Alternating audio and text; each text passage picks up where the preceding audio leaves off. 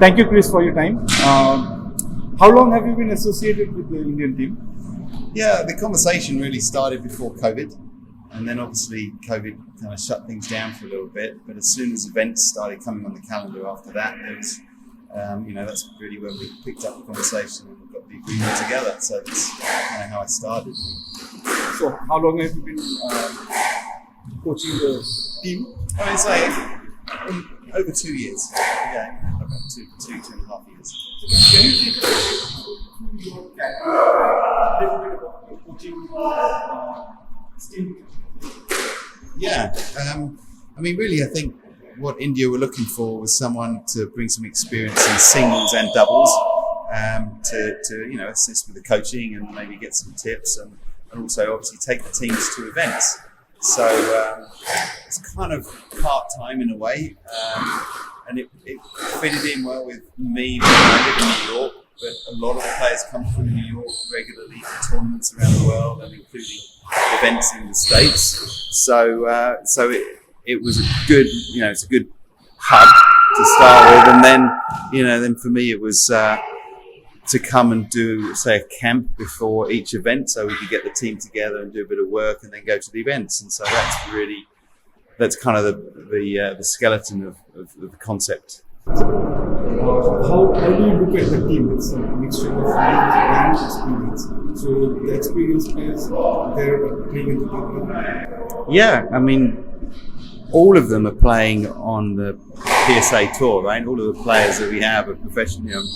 Anahan, obviously, she's still going to school or studying online while she's traveling, playing tournaments. So, they're all serious professional players, really. They're dedicating their time and their life to squash. And we have a varying, quite a broad spectrum of age as well. But that's good. That's kind of the nature of things, right? You get the top players kind of stick around a little bit. They've got their experience and they can bring that to the table when you've got the younger ones coming on board, and the younger ones learn. They mimic what their peers are doing and the higher ranked players, and so it's kind of a little cycle, and it's great. I think there's some great players in India that are ready to feed into the top, the national team as well. So I'm excited for India and for the future with the kids that they've got. So you played at the highest level in PSA Tour, and like you said, you represented England, and you were so how do you see the quality in the Indian players right now, the senior players like Saurav, Jyotsna, Annie? Well, their rankings and their performances over the last years really speak for themselves, right? They're great players, they're world class.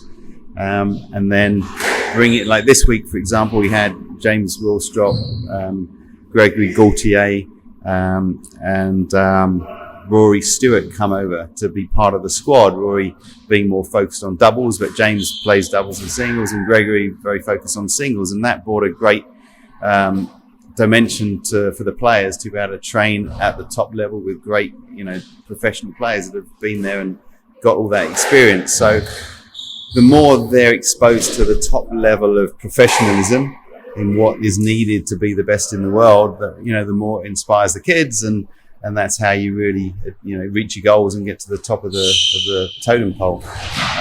Joshna and Saurav and kind of Deepika as well, really, they're the most experienced in the team, and they know what they need, and and they're very dedicated and very focused on the Asian Games coming up. So the younger ones are learning from that, and obviously want to do very well as well. And so we're all in it together, and it's been a great week training here, and or 2 weeks actually for the players training here.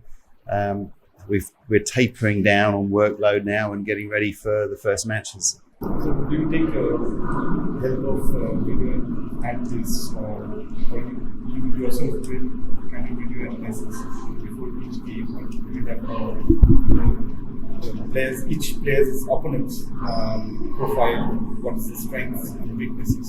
So the players know their opponents quite well, but we do have some video analysis. We've got a company that's been helping us out the last 2 weeks in particular, focusing on some of the players that will be competing at the Asian Games. So it's really interesting to see some of the data points that they collect, and there's lots of data out there, and So, that's great. I think it's helpful. It can confirm things. It can maybe give you a couple of other insights.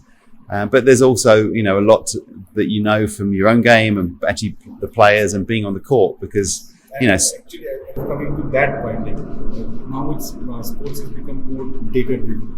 Do you believe that data will help players improve, or do you think this innate skills you have that is more important? I think the data can help you focus on what you need to work on most probably, if you're looking at data to help yourself improve, it can tell you in a match if you make 24 hand drop shots, errors, or winners or something. So you can learn a lot about your own game from the data points, but ultimately you've got to work on those things and get on court and do the time and put the effort in, and coaches can help with the technique and kind of movement and stuff like that. So it's definitely a mix. I don't think you should lean too much on the data when you're looking at lots of different players because everyone alters their game a little bit depending on who they're playing as well, right? So the data collected is only, it's only what's being collected.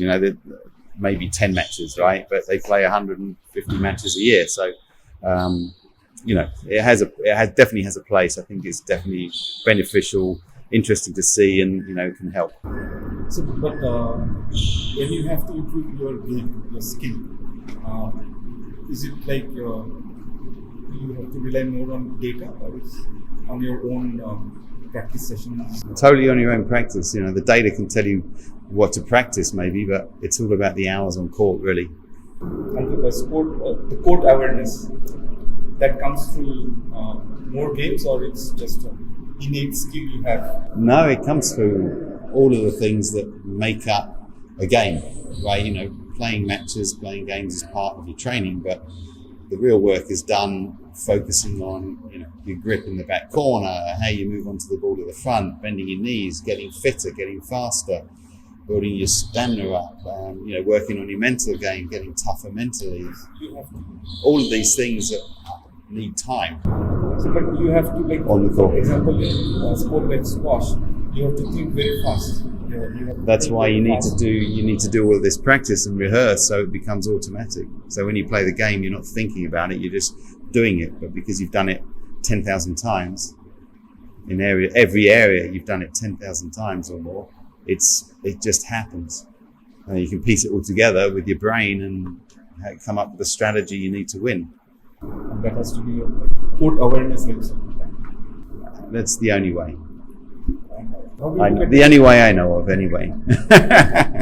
How do you look at the Asian Games? I'm really excited to go. I've never been to an Asian Games. I've been to 3 Commonwealth Games, and we're not in the Olympics. So Were you part of the Commonwealth Games? For England, I played the Commonwealth Games. Yeah, that was twice, and then I actually went to Pan American Games as the US national men's coach as well. But this is my first Asian Games, so I'm really excited. I've heard a lot about them, and I'm excited for the team, and I just hope that I can help them get across the line. Thank you so much, Coach. Welcome. Thank you so much.